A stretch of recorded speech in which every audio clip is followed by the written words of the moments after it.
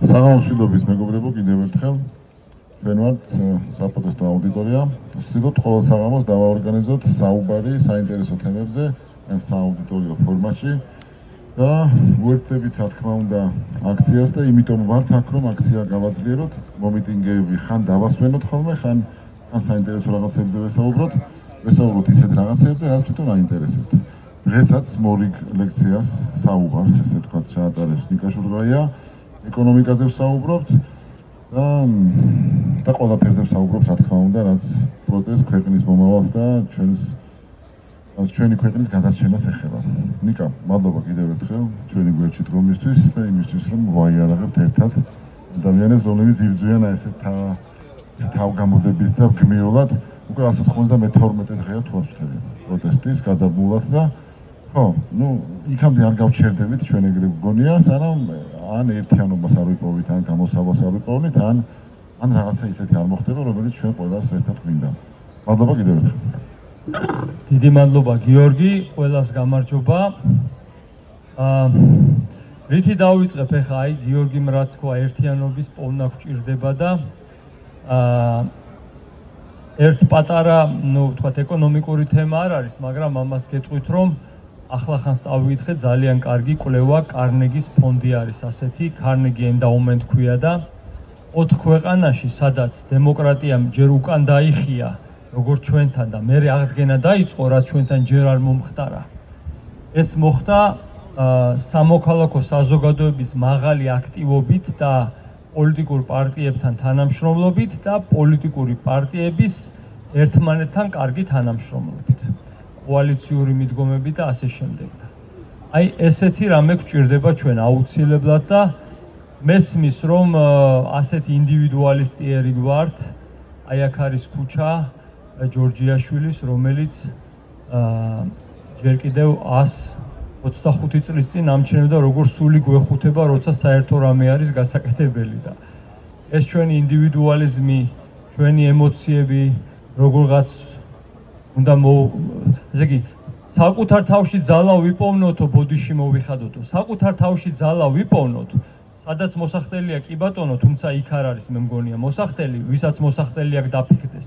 და საკუთარ თავში ძალა ვიპოვნოთ, რომ გადავაბიჯოთ ჩვენს ემოციებს პირველ რიგში, შვიდად დავფიქრდეთ და გავერთიანდეთ,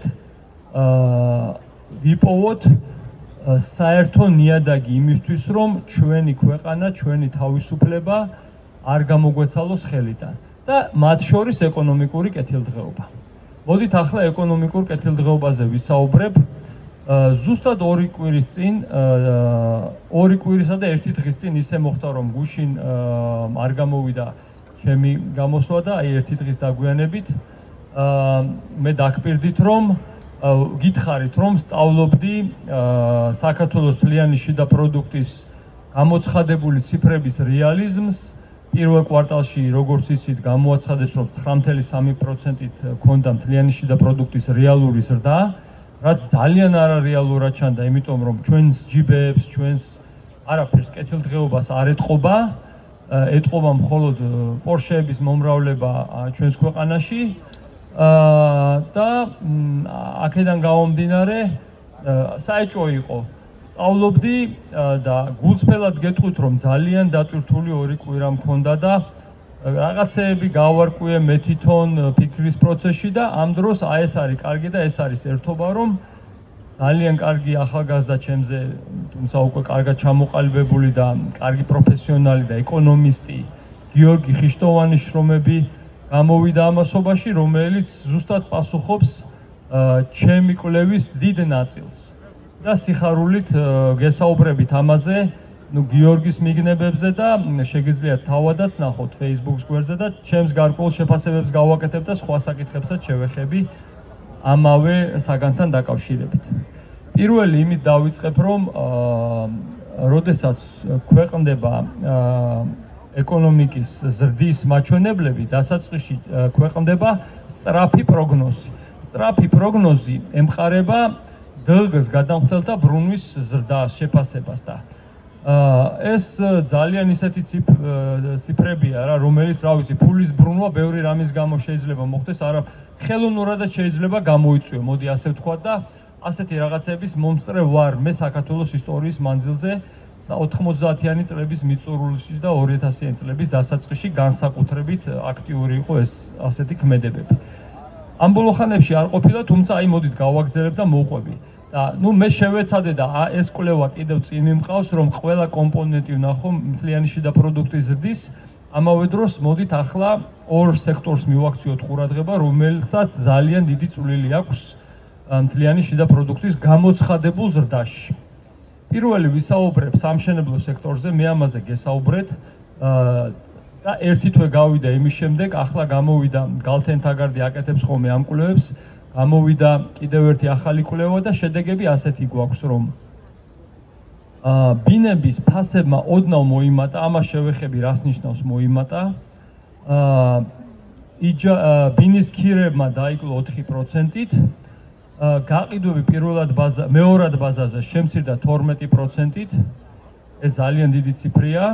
პირველად ბაზარზე ვითომ გაიზარდა ასე ჩანს, თუმცა იქვე კარგად არის ჩამოყალიბებული, რომ ბევრი ადრე გაყიდული ბინის დარეგისტრირება მოხდა და რეალურ დროში გაყიდვებით რომ ნახოთ, 34%-ით არის შემცირებული პირველად ბაზარზე გაყიდვები, ანუ ახალაშენებული ბინების. ეს უზარმაზარი ციფრია.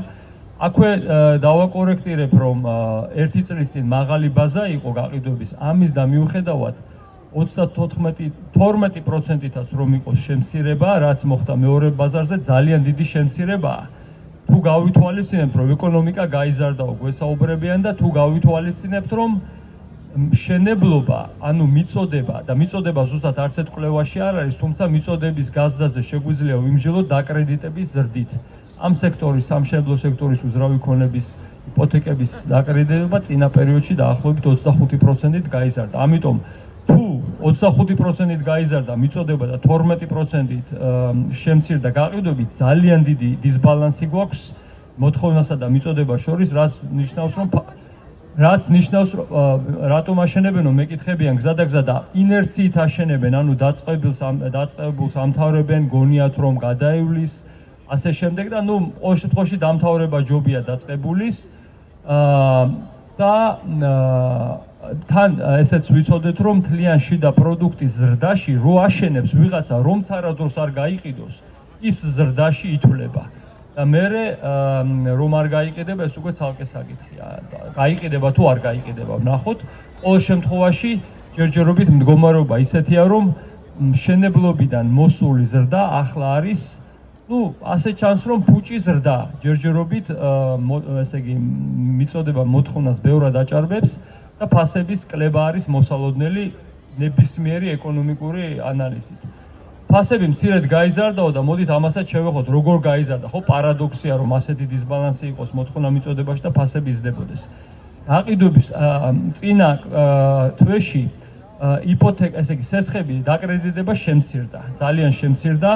ასე იგი, ადრე ან წინა პირველ კვარტალში, პირველ 4 თვეში დაკრედიტების გაზრდა იყო დაახლოებით 5%-ით, როდესაც წინა პერიოდებში იზრდებოდა 17%-ით. ანუ ძალიან მნიშვნელოვნად შემცირდა და მათ შორის განსაკუთრებით შემცირდა სამ დარგში და ერთ-ერთი არის მათ შორის იპოთეკური დაკრედიტება. ანუ იპოთეკების მოსახლეობა ნაკლებად იღებს, 2%-ით გაიზარდა დაახლოებით, რაც არაფერი არ არის ინფლაციის გათვალისწინებით შემცირებულია რეალური ციფრი.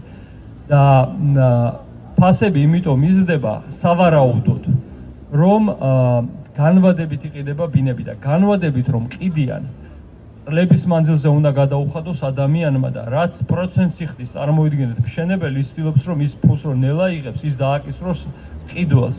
შესაბამისად, ის წინასწარ უდევს ფასში იმ ფულს და ეს არის სავარაუდოდ ფასების ზრდის შედეგი. რეალურად ფასების ზრდის კლების წინაპირობები გვაქვს სერიოზული და ჩემი რჩევა, ეს ჩემი აზრია, რასაც ვლაპარაკობ და მე ასე მოვიქცეოდი, ბინის ყიდვას არ ვაპირებ, პირიქით ვაპირებ ერთი რაღაცის გაყიდვას, მჭირდება თანხა და თუ ვინმეს ფიქრობთ ყიდვას, კარგად დაფიქრდით. კიდევ ვიფიქრეთ, გინდა თუ არა ახლა ბინა იყიდოთ, შეიძლება გერჩინოთ რომ დაელოდოთ და მერე უფრო იაფად იყიდოთ. ესაა ჩემი აზრი, მე ასე მოვიქცეოდი და როგორ მოიქცევით თქვენი ნება, გთხოვთ ამ საკითხზე ჩემ პროგნოზია, მე რასაც ვფიქრობ, იმას გიზიარებ და თქვენი დასკვნები გამოიტანეთ. მოდით ახლა მეორე სექტორს შევეხოთ, ეს არის ინფორმაციული ტექნოლოგიების სექტორი. ამ სექტორში პირველ კვარტალში დაფიქსირებული არის 98%-იანი ზრდა, გაორმაგება. ძალიან არარეალისტური ციფრი ჩანს. პირველ რიგში ეს ბრუნვები რა ბრუნვებია, რეალური გაყიდვებია თუ რაღაცა სხვა არის, ეს არის გასარკვევი. მეორე არის როგორ გაიზარდა, რა შედის ამ სექტორში, არის საუბარი, მე ზუსტად არ ვიცი ამის აღრიცხვა როგორ ხდება, მაგრამ არალეგალური, წესით არა გვაქვს ქვეყანაში არალეგალური კოლ-ცენტრები და ანუ ისეთები ფულის გამოძალვით რომ არიან დაკავებულები უცხოეთში და ასეთი კოლ-ცენტრების შემოსავლებიც შედისო ასეთ ციფრებშიო. გარდა ამისა, ბევრი ვარაუდია რომ ამ სექტორში, ანუ უცნაური ამ სექტორში დასაქმებულთა კლება მოხდა და როგორ მოხდა, რომ ასე ძალიან გაიზარდა ბრუნვები.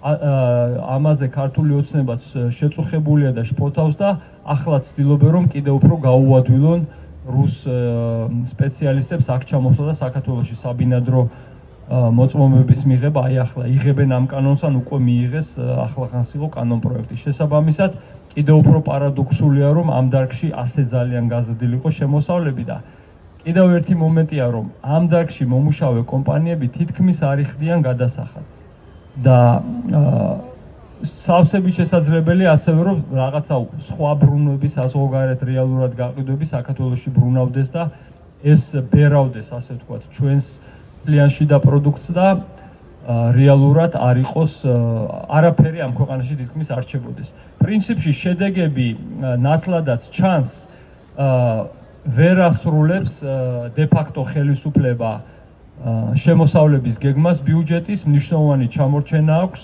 წინა ორ თვეში, აპრილშიც და მაისშიც და სავარაუდოა რომ როგორც ადრე ვსაუბრობდით, რაც გინახავს, ვეღარ ნახავთ ასეთი კარგი ხელფასები რომ გაზარდეს ვითომ და როგორ ვთქვა, გულმართალ ხალხს, ვინც ხმას იღებს იმათ რომ სამსახურიდან ყრიან და დანარჩენებს ჩუმებს და მორჩილებს რომ ხელფასებს უხდიან, ყვალ როგორ გადაუხდიან, ეს კითხვის ნიშანი იბადება.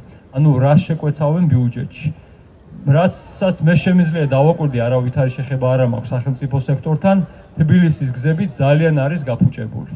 დავაკვირდეთ, რა ვიცი, ორმოებს, მე მაგალითად უცნაურად ბევრ ორმოს ხედავ და უფრო ესეთი 90-იანი წლების 2000-იანების დასაწყისის პერიოდი მახსენდება უფრო და უფრო. ჯერ მთლად იქ არა ვართ, მაგრამ გეზი ასე გვაქვს აღებული, ასე ჩანს. აი ასეთი მდგომარეობაა რეალური, ესე იგი ჩვენი ორ სექტორში, რომელიც ისე გამოვიდა, ისე ძალიან გაიზარდა ინფორმაციული ტექნოლოგიების სექტორი, ასე ვითომ გაიზარდა, რომ მეოთხე სექტორი გახდა ახლა საქართველოს ეკონომიკის და თითქმის 12%-ზე მეტი არის მთლიანი შიდა პროდუქტის, რაც ისე ვიმეორებ პარადოქსულია და საქართველოს აქედან რა ხვდება? მოდით აი ეს კითხვა დავსვათ.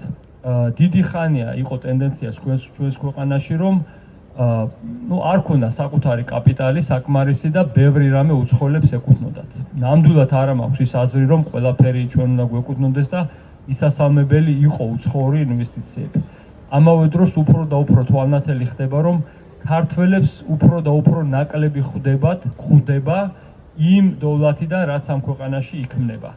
თუნდაც ეს ინფორმაციული ტექნოლოგიების სექტორი, რაც მოგიყევით, ვთქვათ, ან უცხოური ბრუნვები აქ გაასაღონ და გითხრა რომ ყველაფერი კარგადაა და კეთილდღეობაო და სინამდვილეში აქ არაფერი არ მოდიოდეს, ან უცხოელებს ეკუთვნოდეთ მარტივად და არაფერი არ რჩებოდეს საქართველოში. მაგალითისთვის საბანკო სექტორის 95%-ზე მეტი კუთვნილება უცხოელების არის და ორი ზემაღალი მომგებიანი ბანკი რომ ყავს, რომელიც 3 მილიარდ ლარს მოგებას ნახულობს წელიწადში, იმის ძალიან პატარა პროცენტი ხვდება ქართველებს. ესეც ერთ-ერთი ნაწილია, ასე ვთქვათ, ამ ვითარების. და ბევრ სხვა სექტორში. კიდევ ვიძახი, ჩვენ არ გვინდა ნაციონალიზმი, ჩვენ გვინდა ჯანსაღი ინკლუზიური ეკონომიკა. სადაც ჩვენი ქვეყნის მოსახლეობა და ჩვენ ქართველები ვართ ჩართულები როგორც დოვლათის შექმნაში, ისე მის განაწილებაში და ახლანდელი ტენდენციაა, რომ დე-ფაქტო ხელისუფლების, რომელიც პატრიოტად ასახებს თავს, რომელიც ვაჟკაცებად ასახებენ თავს, ტენდენციები არის ქალს ლოყაში გარტყმაზე ციხე და ხალხის მცემელ პოლიციელებს არაფერი, აქედან ქართველები გარეთ შემოვიდნენ რუსები, არაბები, რა ვიცი, 1000 მილეთის ხალხი და ეკონომიკურ განაწილებაზეც ახლა გესაუბრეთ რაღაც ეპიზოდურად, ასე ვთქვათ. კარგი იქნება უკვე ეს მონაცემები სამწუხაროდ არ ქვეყნდება. ეროვნული შემოსავალი არის ძალიან მნიშვნელოვანი პარამეტრი და ასევე არა მთლიანი შიდა პროდუქტი, არამედ მთლიანი ეროვნული პროდუქტი, რომელიც აქ რა რჩება იმ მაჩვენებას აჩვენებს.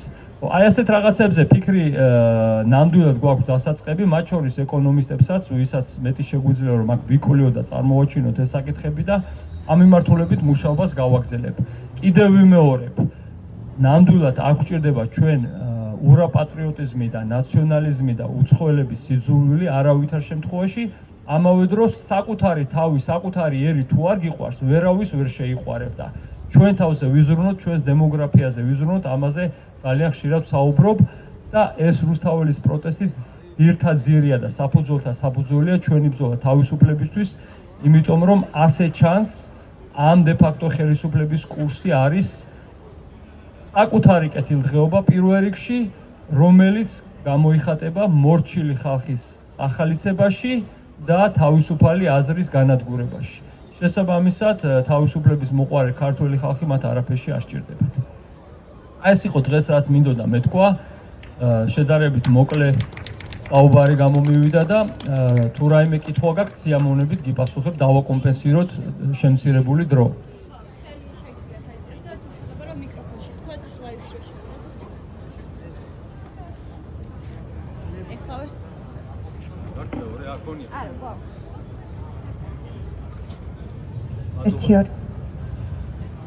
მიწის ნაკვეთი რო გაქვთ, გაყიდვა რომ გინდათ. ინაზე ახსენეთ და ცდილობთ და ვერ ყიდით თუ რა ამბავია მანდ. მეც მინდა რომ ბინა გავყიდო და ხო, მიწის ნაკვეთზე, აი როგორ გითხრათ, თუ ცოტა ისეთი არა პირადი და არა ეკონომიკური ინფორმაცია, ეგ კიდია იქ რაღაც დაფა კიდია და ფასი და რაღაც ვიღაცები რეკავ, მაგრამ ძალიან აქტიურად არ მოგვიცლია და ჩემი მეუღლე ამბობს რომ უნდა მოვიცალოთ, აი ემზადება და ბინის გაყიდვაზე კიდე შეთანხმებული ვარ უკვე და რა ვიცი ამთვის ბოლოს პირდებიან და ნახოთ არა იმედი მაქვს ანუ ისეთი სიტყვის ხალხი ჩანს და იმედი მაქვს რომ გავაკეთებ ეს უკვე რა ვიცი შევათანხმე ეს საკითხი მირჩევნია გავყიდო იაფად და არ დაველოდო ფასების ზრდას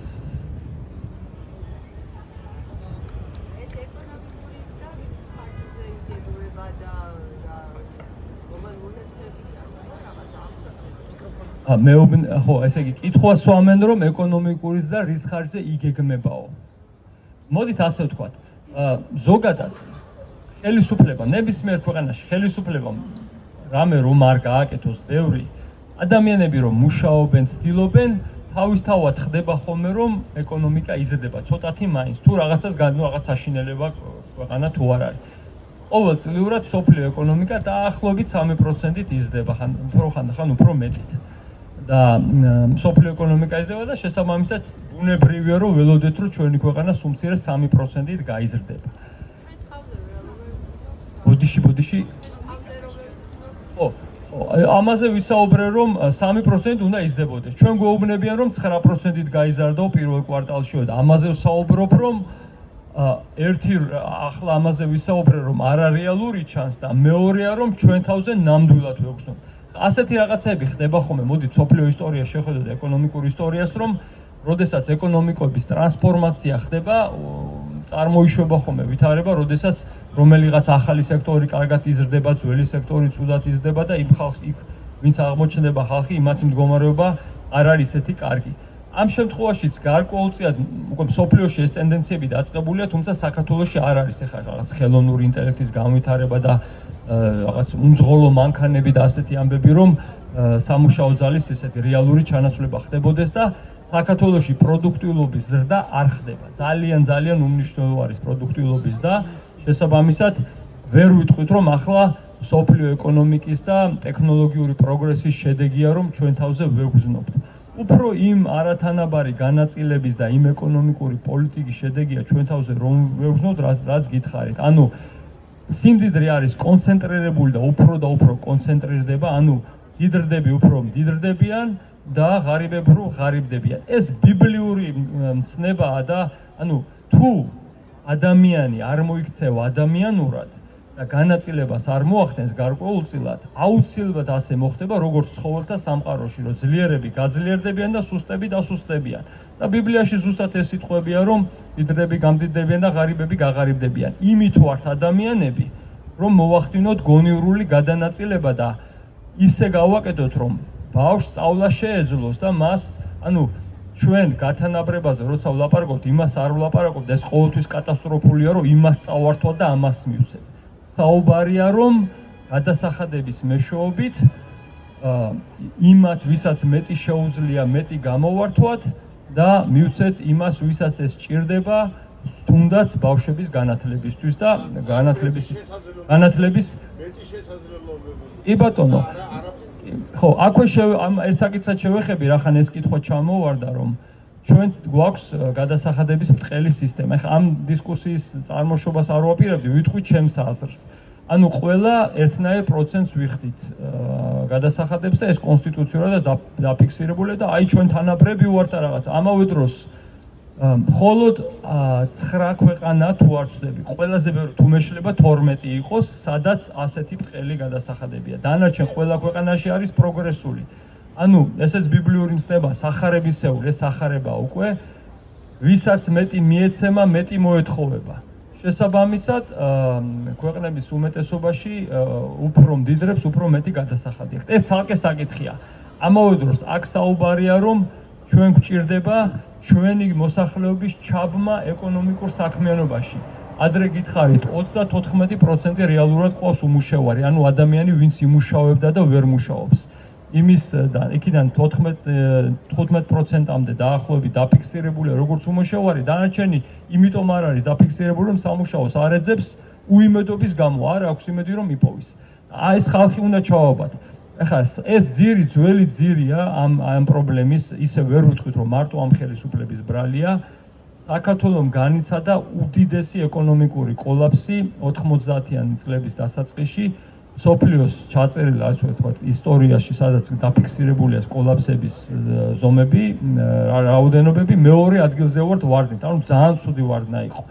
იმის შემდეგ და საშინელ სიღარიბეში მდგომარეობაში ვიყავით და ნენელა უმჯობესდება მდგომარეობა. ამავე დროს ძალიან ცოტა საკეთებს ეს ხელისუფლება და ასე ჩანს, რომ გაუმჯობესების ტენდენცია უკუღმა დატრიალდება სავარაუდოდ, იმიტომ რომ სიმდიდრის ძალიან დიდი კონცენტრაცია ხდება. უბრალოდ ადამიანებს ასაქმებენ, როგორ თქვა, აი არ მინდა ცუდი სიტყვა ვიხმარო უხეში, მაგრამ აი სულს რო ძლივს მიათრევდა ისეთი თანხებზე ასაქმებენ ადამიანებს, სოციალურ დახმარებაზე ყავთ ადამიანები და რაღაც აი ისეთ საქმეს აკეთებინებენ და ნუ შეიძლება თქვა რომ ესეც მადლიაო და ამავე დროს როგორ ვთქვა, სიღარიბესთვის გაწირულები არიან ეს ადამიანები და რავი, ჭერი რომ გაუფუჭდეს, ვეღარც გააკეთებენ რა, ესეთი მდგომარეობა. ამიტომ ჩვენ ბევრი გვაქვს ძალიან სამუშაო უფრო ინკლუზიური ეკონომიკის შესაქმნელად, ისეთი ეკონომიკის, სადაც ბიზნეს ექნება შესაძლებლობა, რომ მეტი გააკეთოს, განსაკუთრებით საშუალო და მცირე ბიზნეს, რომ უფრო ინკლუზიური იყოს ეკონომიკა და ადამიანებს ექნებათ მეტი სამუშაო ადგილი და დასაქმება. და ეს ამის საფუძველთა საფუძველი არის თავისუფლება და სამართალი. ეს არის დადგენილი კორელაცია, სადაც არის თავისუფლება და სამართალი, იქ არის კეთილდღეობა. ეს არის საფუძველი და ამისთვის უნდა ვიბრძოლოთ ჩვენ და ვიბრძვით კიდეც. ცოტა ბევრი გამომივიდა პასუხი, გრძელი პასუხი გამოვიდა.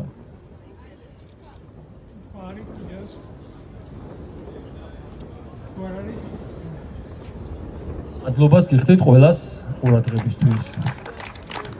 პირველ რიგში ნიკას მინდა მადლობა გადაუხადო. ფორს მაჟორ სიტუაციაში ლექციის ჩატარებისა.